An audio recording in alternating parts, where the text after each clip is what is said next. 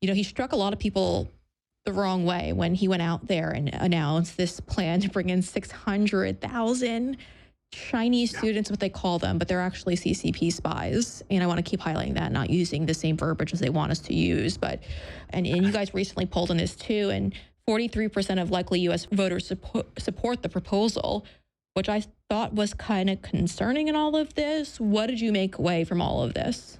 Well, this is like another one of those things where you run the top line Mhm. poll and okay, you could get the result you want. And this is what most people in Washington, D.C., and they do it, for instance, with H1Bs too. If you just say, well, should we take people who are talented from the rest of the world? People are like, oh, yeah, sure, we should do that.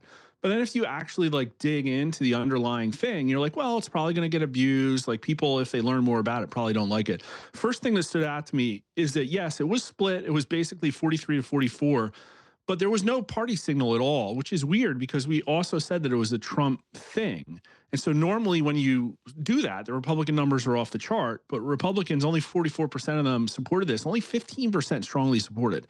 And, I think, again, I'm the kind of person that might be pushing back on this. I was in higher education and we certainly had a CCP asset in our learning team at Wharton.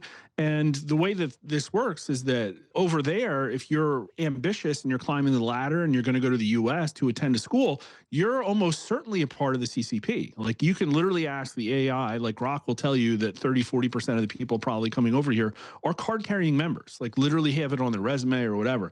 But then we said, okay, well, Trump has said that the number of Chinese students were reduced. Many colleges would go out of business. Should the number of Chinese students be reduced, even if it causes some colleges to go out of business? Mhm. Because he said to Laura Ingraham, well, we can't have these colleges going out of business while there was riots at a Turning Point USA event in Berkeley at the same time on TV.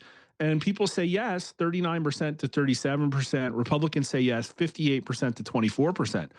So Republicans are over 2 to 1, like well over 2 to 1 in favor of seeing colleges shut down if it means reducing the number of Chinese students.